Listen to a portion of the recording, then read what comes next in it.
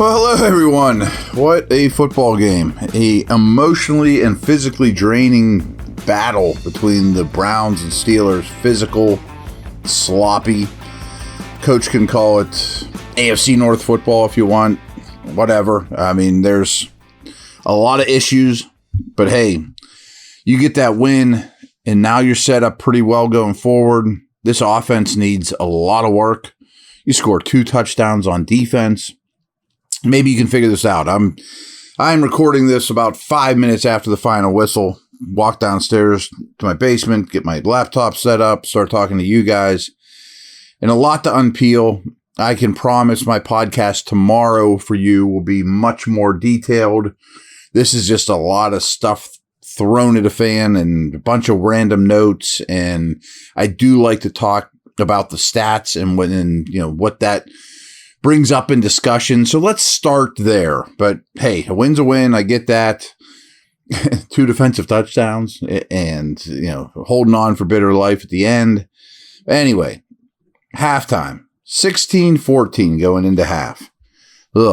Ugly, crazy half. And one thing we do know is I talked about leading at halftime, that is very important in this situation.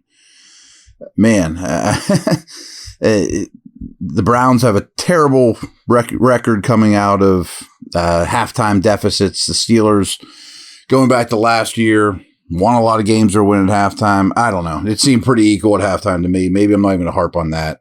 Pickett was 10 for 19 for 151, a touch and an interception at that point. Watson was 10 for 21 for 102, 1-1 himself. Harris had 6 carries for 4 yards going into halftime. Chubb, meanwhile, was 10 for 46. And, of course, he got injured. That was a huge part of this deal.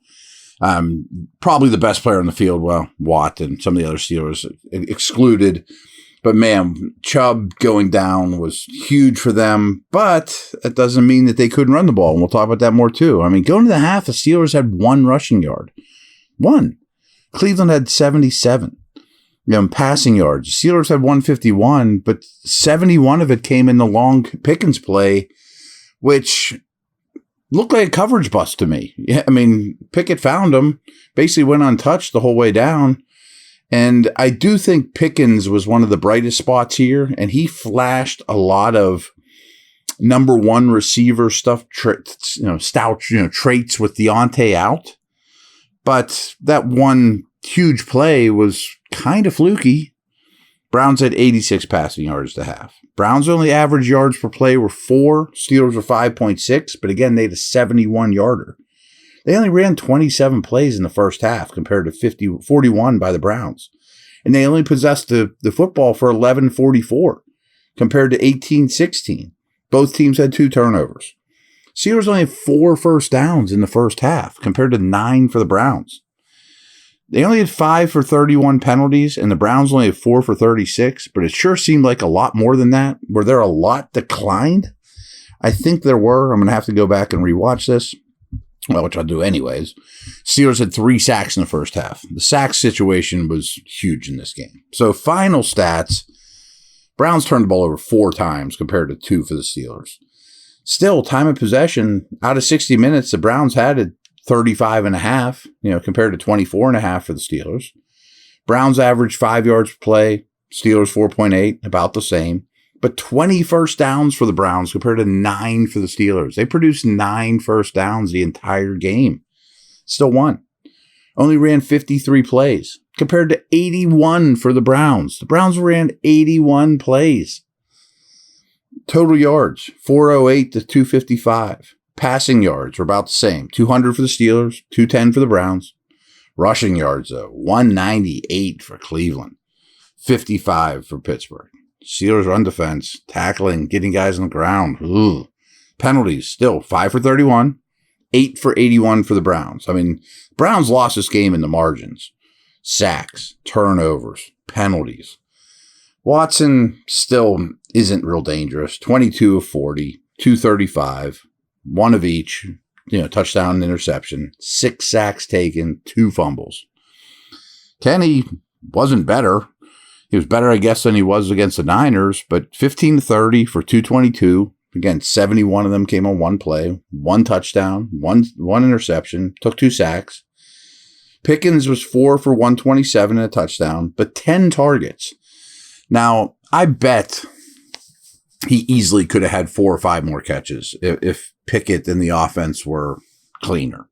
So I think when we watch this a second time and we evaluate this, we're going to look at Pickens and go, he showed some star qualities here, that he stepped up. And yes, the one big play was great, but there was more to be had there. There's more meat on the bone there, and I think that's promising. Speaking of star receivers, Amari Cooper played, of course, 7 for 90, 10 targets, played really well. And then Ford finished the day after Chubb was gone for 16 carries for 106. I always liked him coming out of school. I thought that was a nice pickup for the Browns, but you got to do better against that guy. I mean, yeah, you allowed some long runs. I think if you're in a fantasy league, pick up Ford right now. Don't get me wrong. I mean, he has value. He's not a nobody. But man, I mean, the way Watson's playing, you couldn't let Ford beat you. But trust me, I mean, I'm not blaming the defense for much in this game. And I'm talking about it like it's a loss. It's not. It's a very, very good win.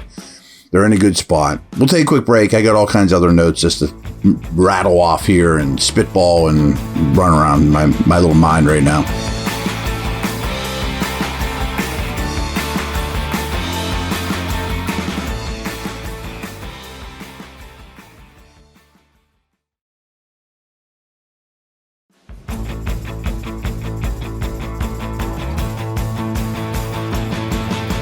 Again, insane game, quite the battle, a lot of injuries, a lot of physicality, a lot of questions around both teams, particularly the offenses. I do think the Browns D is legit.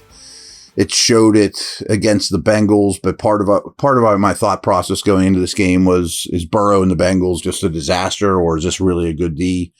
No, this is a good D, and their front is formidable. Their corners are formidable. That's what you want to be. So give them credit. I'm sure they had a lot of good individual performances, but one of them wasn't Myles Garrett. 1 tackle, no sacks, and showed up here and there, but didn't take the game over, that's for sure. I mean, he was certainly not the most dominant defensive player on the field or impactful.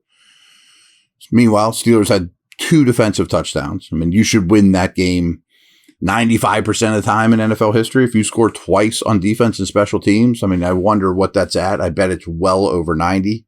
And this game was kind of a 50-50 battle, but you did win. Offensive brutal. I mean, really no run game. Kenny doesn't look much better than against the Niners. Again, 2 really good defenses. Now, I'm sure people are going to be attacking Canada, and I need to rewatch it before I go one way or another on that. But it does sure seem like opposing defenses can read when the run is coming, and they're teeing off on the run game. It certainly was true for the Niners, and they aren't doing a whole heck of a lot offensively that, gets me excited. I mean, they're not ever catching anyone off balance. You watch the league and the way teams like Miami and San Francisco, and I know they're the best of the best, use motion and keep people off balance. The Steelers aren't doing that at all. Ogunjobi, I wanted to call out, played really well early. Watt and Highsmith were phenomenal in this game. I thought the Steelers' inside linebackers held up pretty well all in all, but maybe I missed some things with missed tackles and Chubb and Ford runs from them. But Holcomb made some plays. That was good. I think we have to talk about Levi Wallace. Brutal game.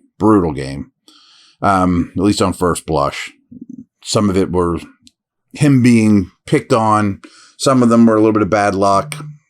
But it makes you wonder, does Porter need to be a starter from here on out? And I know this isn't as big a deal as like left tackle, right tackle. But if you watch Porter every practice like I did, he only ever lined up at left corner, and they never flop, more so than any team in the league, basically. They have a right corner, they have a left corner. Wallace is the right, Peterson's the left.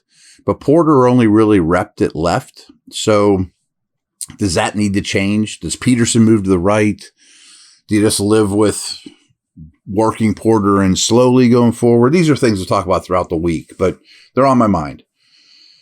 Man, late in that game, Steelers get the ball back with 3 minutes left or so, and all I could think about was Jerome Bettis and Bill Cowher. Like, wouldn't it be nice to have a big power back, although they do, that could seal a game in a situation like that? I mean, a true 4-minute offense, just bury a team when you have the lead and you get the ball back. They sure don't. You would think Najee could be that guy. I'm not blaming him, but he didn't get carries late in the game. They seem to favor Warren a little bit more. He's certainly more explosive. But boy, I mean, it would sure be nice to have Jerome back in the day, just pounding away. Couple weird things I just wanted to throw out there so I don't forget tomorrow. The whole extra point thing in this game got really wonky. Going for 2 immediately, it starts throwing things off. Scores get weird. I mean, would this game have just been tied straight up if they all just kicked extra points?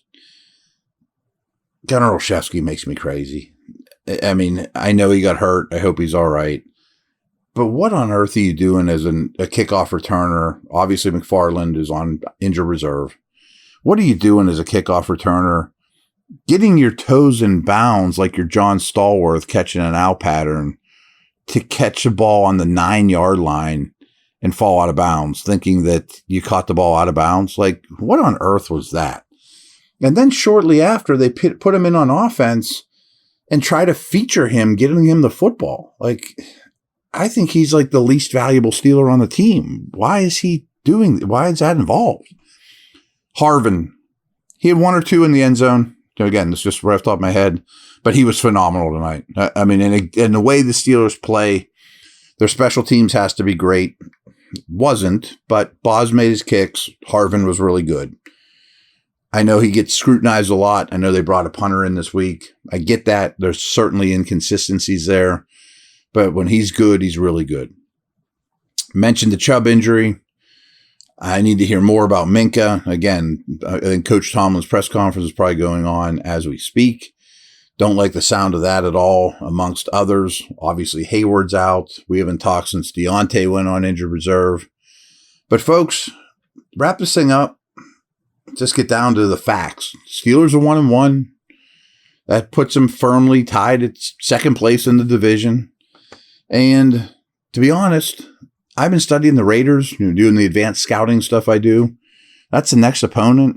They stink. They're really bad. And the Texans are the team after that, and they're worse. They might be the worst team in the league. So I'm not saying it's a foregone conclusion, especially with this offense, that, hey, the Steelers will be 3-1. But they should be 3-1. So hasn't been pretty. It's a long season. There's 15 more games. And if you can start the season 3-1, again, that's putting the cart before the horse. See how it goes. I still have extreme faith in Pickett. I really do, despite a lot of problems these 2 games. But I need some sleep. I need to do some more homework. And what a game. Fun stuff. Take care.